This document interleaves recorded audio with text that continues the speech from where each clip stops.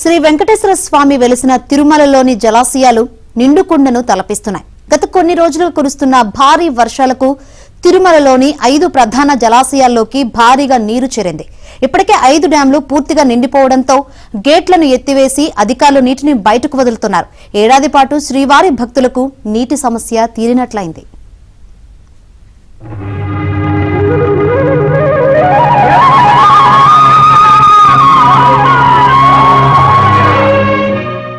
అఖిలాండ కోటి బ్రహ్మాండ నాయకుడైన శ్రీనివాసుడి దర్శనార్థం నిత్యం వేల సంఖ్యలో భక్తులు తిరుమలకు తరలివస్తూ ఉంటారు. 1950వ సంవత్సరం వరకు శ్రీవారిని దర్శించుకోవడానికి విచ్చేసే భక్తుల సంఖ్య వందలలో ఉంటే, అటు తర్వాత 1975 సంవత్సరానికి శ్రీవారిని దర్శించుకోవడానికి విచ్చేసే భక్తుల సంఖ్య వేలకు చేరుకుంది. అప్పటి నుంచి శ్రీవారిని దర్శించుకోవడానికి విచ్చేసే భక్తుల సంఖ్య విశేషంగా పెరుగుతూ వచ్చి వారాంతంలో 25,000 మంది, సాధారణ రోజులలో 10,000 మంది భక్తులు వచ్చేవారు. 1990వ సంవత్సరం నుండి ఈ సంఖ్య మరింత పెరిగింది. వారాంతాల్లో 50,000 మంది, సాధారణ రోజుల్లో 25,000 మంది భక్తులు శ్రీవారి దర్శనార్థం తిరుమలకు విచ్చేసేవారు. ఇక 2000వ సంవత్సరం నుండి వెంకన్నను దర్శించుకోవడానికి విచ్చేసే భక్తుల సంఖ్య సాధారణ రోజుల్లో 70,000, వారాంతంలో 1,00,000కు చేరుకుంది. దీంతో శ్రీవారిని దర్శించుకోవడానికి విచ్చేసే భక్తులతో పాటు తిరుమలలో నివాసం ఉంటున్న స్థానికులు, ఉద్యోగులకు తాగునీటి సమస్య తలెత్తకుండా వారి సౌకర్యార్థం దశలవారీగా టీటీడీ ఇప్పటి వరకు 5 జలాశయాలను నిర్మించింది.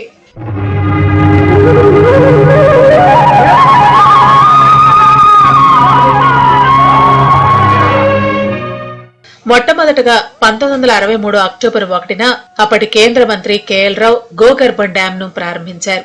ఈ డ్యాం నీటి సామర్థ్యం 2,833 లక్షల గ్యాలన్లు కాగా 2,683 లక్షల గ్యాలన్ల వరకు నీటిని భక్తుల అవసరార్థం ఉపయోగించుకునే వీలుంది. ప్రస్తుతం ఈ జలాశయం పూర్తిగా నిండిపోవడంతో పాటు ఇప్పటికీ భారీగా వరద నీరు డ్యాంలోకి చేరుకుంటోంది. దాంతో అధికారులు అప్పుడప్పుడు గేట్లను ఎత్తి నీటిని దిగువకు విడుదల చేస్తున్నారు.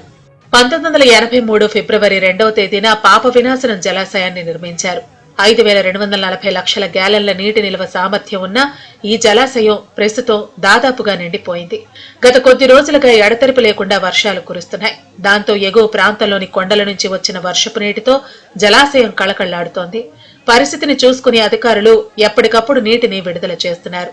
డ్యాంకు దిగువన ఉండే కడప జిల్లాలోని కుక్కలదొడ్డి సమీప ప్రాంత గ్రామ ప్రజలను అప్రమత్తం చేయడంతో పాటు నీటి ప్రవాహం ఉండే ప్రాంతాల్లో నివసించే వారిని సురక్షిత ప్రాంతాలకు తరలించే విధంగా ఎప్పటికప్పుడు కడప జిల్లా అధికారులకు సమాచారం అందిస్తున్నారు.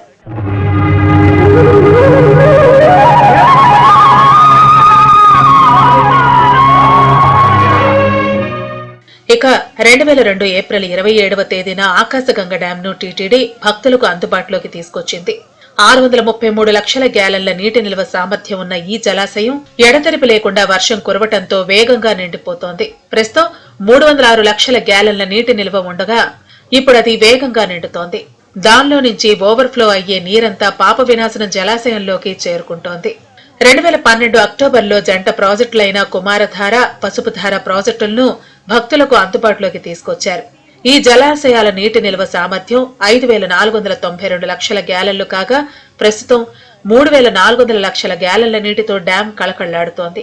భాకరాపేట అడవి ప్రాంతంతో పాటు శేషచల కొండకు ఆనుకుని ఉన్న అటవీ ప్రాంతం నుంచి భారీగా వరద నీరు డ్యాముల్లోకి చేరుకుంటోంది. గత కొద్ది రోజులుగా కురిసిన వర్షాలకు ఎగువ ప్రాంతం నుంచి వరద నీరు రావడంతో జంట జలాశయాలైన కుమారధార, పసుపుధార జలాశయాల్లోకి భారీగా వరద నీరు చేరుకుంటోంది.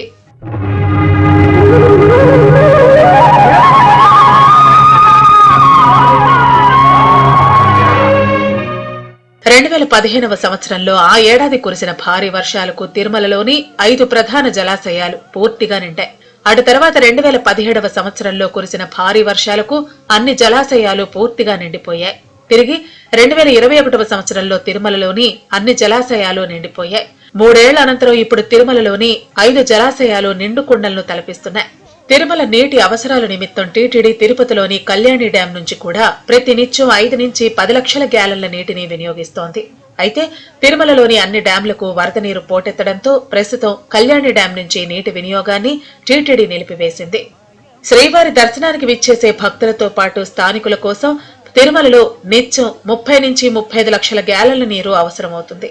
ప్రస్తుతం 5 జలాశయాలు దాదాపుగా నిండిపోవడంతో పాటు తిరుపతిలోని కళ్యాణి డ్యాం తెలుగుగంగ నుంచి నీటిని కూడా టీటీడీ వినియోగించే వెసులుబాటు ఉండటంతో రాబో ఏడాది పాటు తిరుమలలో నీటి ఇబ్బందులు తప్పినట్లయింది.